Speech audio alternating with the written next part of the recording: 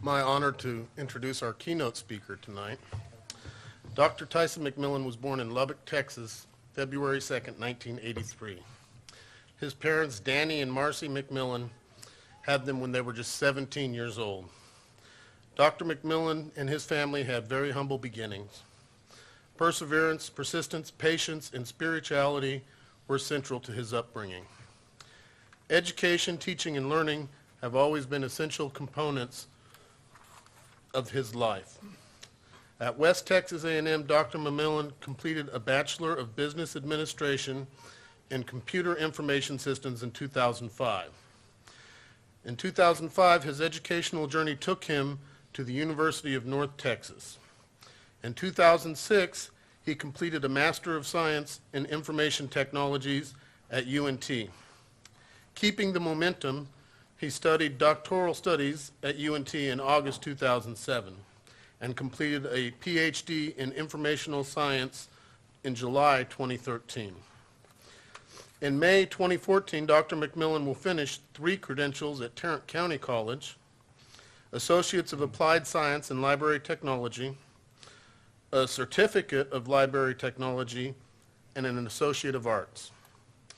From August 2009 to March 2014, Dr. McMillan proudly served as an administrator for the TCC Trinity River Campus Beta Sigma Mu chapter of Phi Theta Kappa Honor Society.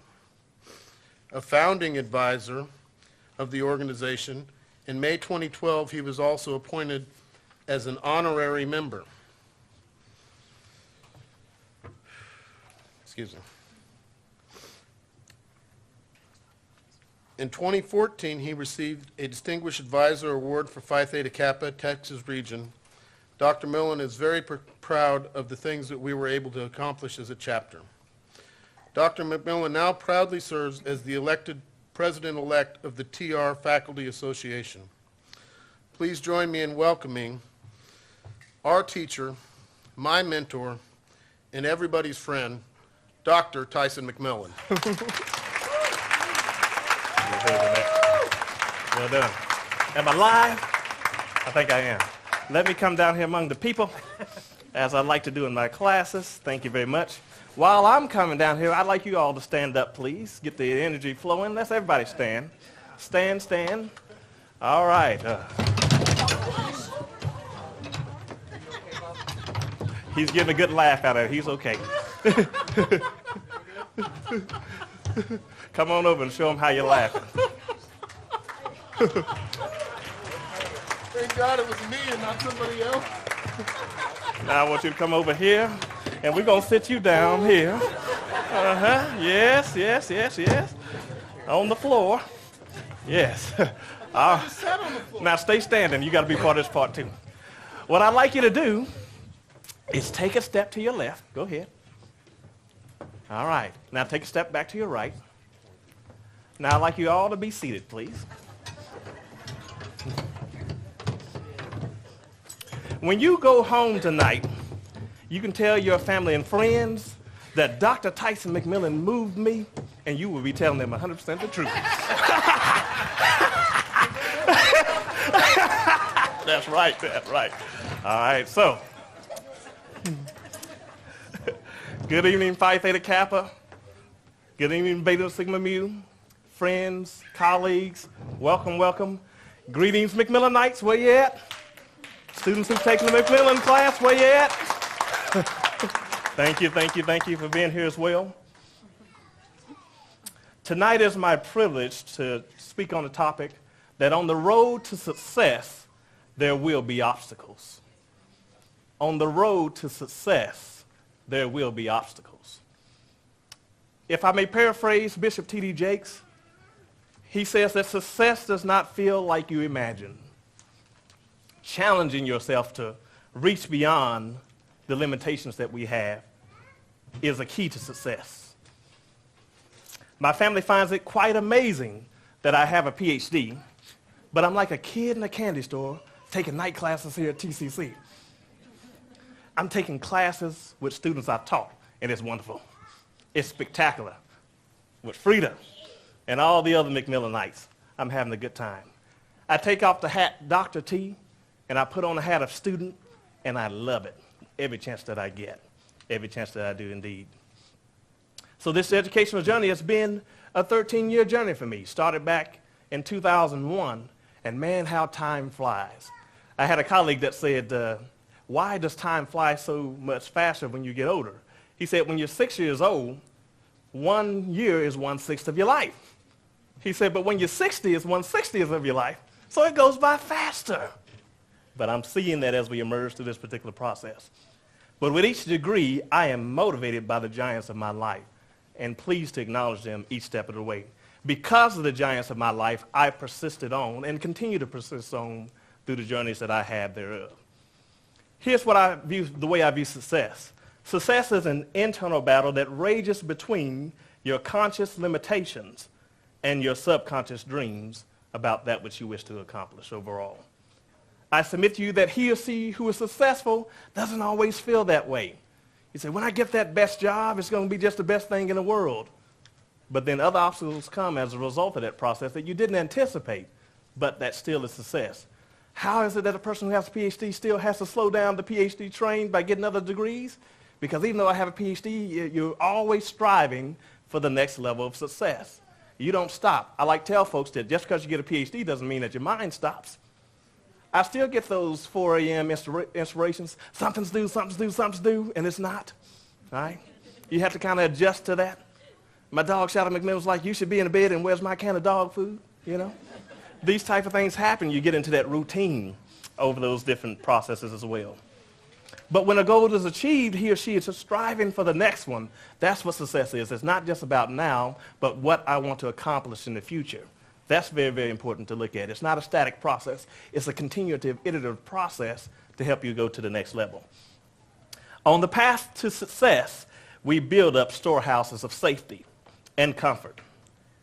It is in that storehouse that we need to reference when that success is challenged in ways that we could not have imagined. I knew that, always have known that deep within me I was supposed to be a teacher. I knew that. I didn't know that it required lots of learning, and it's a continuous process. Teachers learn as well. And I tell the students that. I learn from you guys as well. Who is Nicki Minaj? Right? What? What's all this Gangnam Style stuff? Right? I got 15 of the billion hits on YouTube out there as well. Just fascinated by this stuff you tell me as well. But I learned as much from you as you do from me. It's a continuous learning process. That's what learning is for me as well. I never viewed college as the pursuit of a degree. That's important. It is the pursuit of knowledge. And through the pursuit of knowledge, the degree is the byproduct of the learning process. Isn't that pretty interesting to look at it that way? Right? I get to learn all this cool stuff. And then they give you a degree at the end of it. Right? In fact, I'm so tired by the time it gets to the degree, it's just like, mail it. Mail it. I had enough fun along the way, just mail it. Right? I'm pleased to report that my little sister is going to graduate on pretty much the same time as I am for TCC, so I won't be at that particular ceremony. But I've been doing enough of my own, I think I can miss out on this one. Just mail it, you know, mail it my way. But it's a testament to my parents. You heard about my 17-year-old parents. Neither of them have a college-level degree, but all three of their children now have a bachelor's degree or better. Isn't that an excellent testament to my parents? Right? Right. They are giants upon whose shoulders I stand as well, my parents indeed, and I appreciate them indeed. And it doesn't help that they love it. They look like my brother and sister, and everywhere we go, people think they're my brother and sister, and they love it. They love it indeed. Wonderful, wonderful as well. So get this, the degree is the byproduct of the learning process. Remember that very, very important point. I'm relatively new to the college game. I've been a college professor for about 6 years of my 31 years. And I'm reminded of the great classic book by Frank McCourt. Thank you, Madam Cope, for recommending that marvelous book to me as well. Teacher Man. Ooh, you should put it on your reading list. Take copious notes. Put Teacher Man on your reading list. That wonderful gentleman says the things that we teachers think, but we could never say. Not until after we retire and stuff.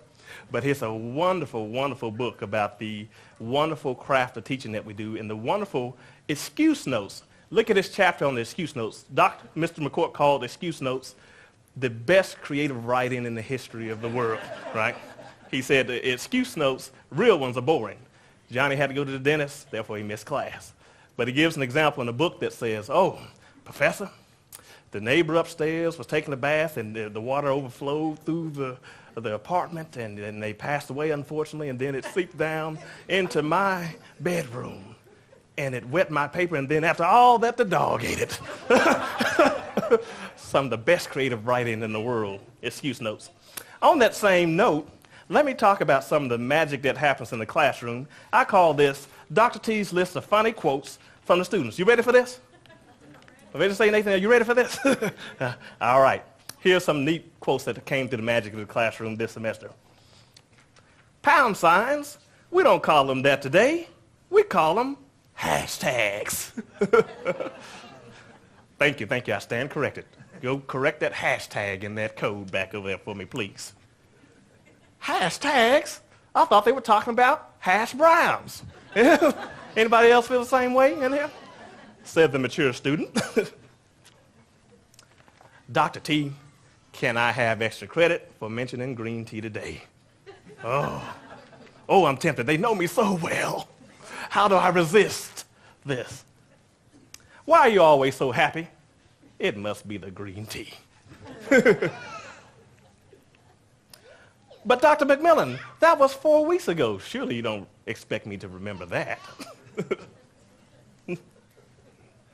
Another one I love, maybe from Despicable Me, is that when they said, what? And then a student added another layer to it and said, mine equals blown. Love it indeed. Now, I'm a technology person, and I asked an important question. Why in the world does Justin Bieber have more likes on Facebook than me? Why is that? Student was so wise to tell me that Dr. McMillan, in spite of the McMillanites, there are more teenage girls in the world. So what a shame. They outnumber the McMillanites. Therefore, that's the reason why. Now, students have begun quoting me to their children, and that's the impact of teaching. You just never know. So a student's son got into a little bit of trouble, and he was getting ready to get into some things. She said, son, if you do that, it's going to be bad, B-A-A-D, bad. And I said, no, you don't quote me to your children. She said, yes, I did. Okay. And one of my all-time favorites, a student who came to an event just like this, a child of a McMillanite, said, Mama, I want to be a McMillanite. There we go. I told her, I said, keep them coming. That's right. Keep the McMillanites coming. My dad, in his awesome intelligence, he said, I have began school and I haven't stopped yet. Isn't that true? In fact, I have vivid memories of my first day of school in Wheatley Elementary, down the street from Big Mama's house. Dad dropped me off in that place, and it was a weird place with all these weird people, and I cried. Said, don't leave me here. I remember vividly the silhouette of Dad's shadow going down that long Wheatley Elementary hallway, leaving me in this place that I was so afraid to stay. The irony of it is, he couldn't get me to leave school if he tried now. Who would have thought that 5-year-old me would end up in this particular environment that I love and flourish, teaching and learning every chance that I get? Very, very interesting to see how we can't predict where life is going to take you. But it's a wonderful thing indeed. I thought about this as well. When my dad dropped me off then, he was in his 20s. And his faithfulness in his 20s enabled me to get on this path to where at 26 years of age, I was hired to teach at this very place. I don't know if Dr. Stewart is still here and Dr. Folkestone, but they're giants in my life who hired me at 26 to do this best of dream that I'm doing right now. And I thank them for that. Let's give them a round of applause in their absence for that. I have more degrees than a thermometer, and I love every bit of it, right? This month, I'll finally have a degree at every level of education when I obtain my Associate of Arts, the Social Applied Technology, Library Technology, and the Certificate of Library Technology. Wonderful thing indeed. You can't just stop the education train with just a Ph.D. Abruptly cold turkey. No. You got to slow it down. It's through this process that I'm doing that. But I found it's a little bit harder here at TCC than what I imagined, so I'm appreciating your important word. Case in point, I know how hard it is to maintain a 3.5 GPA. That's what these folks had to do to be in here. You want to take a guess at what my GPA is here in TCC? Go for it. Let's hear it. 3 point what? 3.9? Oh, a little bit lower. 3.4. 3.8, a little bit lower. 3.7, a little bit lower. Huh? 3.4, woo! I don't, see, I know the irony. I'm an advisor in Phi Beta Kappa, and my GPA is below what it requires to be in it. So here's my escape clause. Here's my escape clause. You gave me an honorary membership 2 years ago, so woohoo! I'm still a member. Still a member. Thank you, thank you. So, good stuff indeed. So you see, teachers don't give grades, students earn grades. All right? Therefore, I earned my C in psychology last semester. I earned my C in psychology last semester. I earned my C. I got some extras McMillan Knight zingers. When I inspect my degrees, they don't print them with GPAs. I got a lot of them on that wall. The family helped me do that. And if D's and C's didn't produce degrees, I wouldn't be a Ph.D. I'm telling you right now, you're focused very hard on keeping that GPA up, but I challenge you to do something else. Focus on what you learned, right? I got some C's in some classes I can't remember, and it was the best experience ever. I'm teaching that stuff today. I got some A's in some classes I can't even remember what the class name was, you see? It's the educational process about what I learned. There's no correlation between the grade and what you learned in the class. Seek to extract everything you can out of class. And I challenge you as well. If you get an A in the class, that doesn't mean you learned everything. In 16 weeks, you can't learn everything. Extract everything you can out of that teacher. That's why I bring it and don't let you leave early, McMillanites, because we got to maximize that time for your learning. So I want you to give yourselves a round of applause for maintaining that 3.5, because I know how hard it is. Give yourselves a round of applause.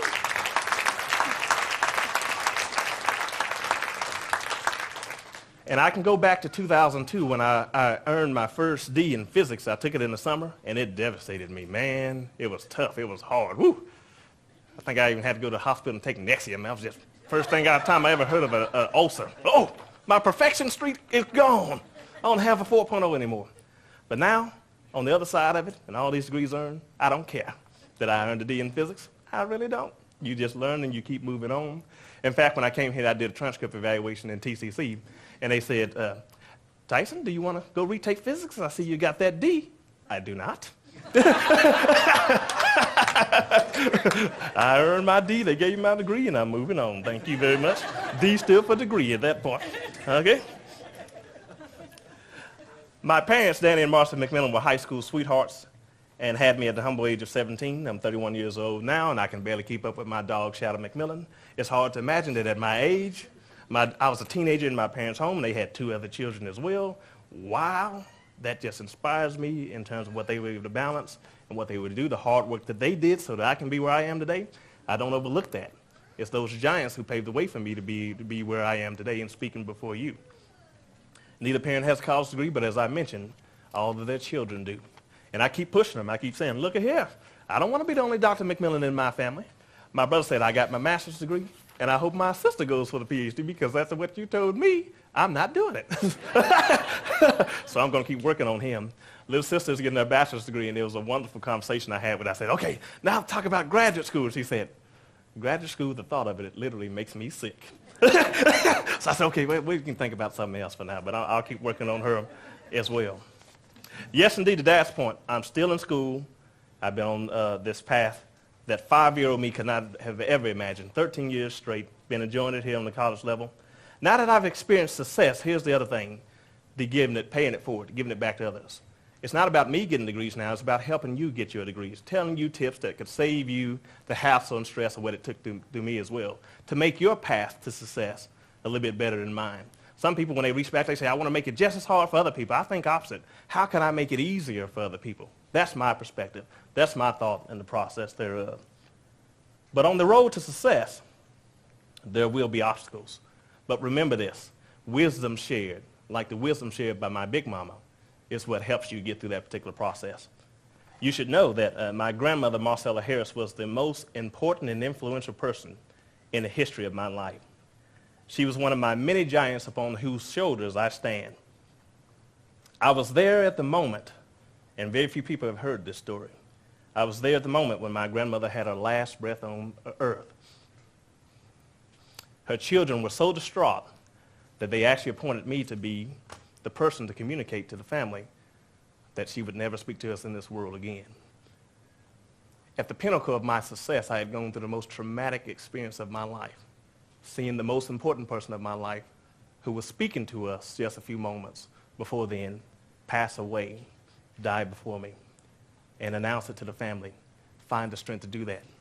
Several months before completing the Ph.D., it was the traumatic experience that I went through. She never got to see me complete the Ph.D., but on her shoulders I stood and remembered the wisdom she shared, and that helped me get through it. I said, if I can get through an experience such as that, then no other experience has the privilege of my disappointment. If I can make it through that, I can get through that C or that D in chemistry or these different things that happen in life. Things and perspectives that used to cause us a lot of trouble all of a sudden aren't as big as they used to be when you go through such experiences and you make it through such experiences. So here's the key. That obstacle took place at the pinnacle of what many perceive to be my greatest success in academia. Very few of my colleagues knew about this. Very few of my students here at TR knew about this as well. Through this personal struggle, I had to find a way to seek to be still successful. That personal strength came through, very, very important, came through the wisdom of Big Mama. Not what she gave, but the wisdom she shared. Cherish those amongst folks. Take care of your grandparents. Listen to those folks. And they can share with you something to take it to the next level. Doesn't matter that they don't have this formal degree. Some of the most important people I've ever met in my life are the people who don't have degrees. Listen to them. A degree does not mean that you paid your dues. It means that you're willing to pay your dues.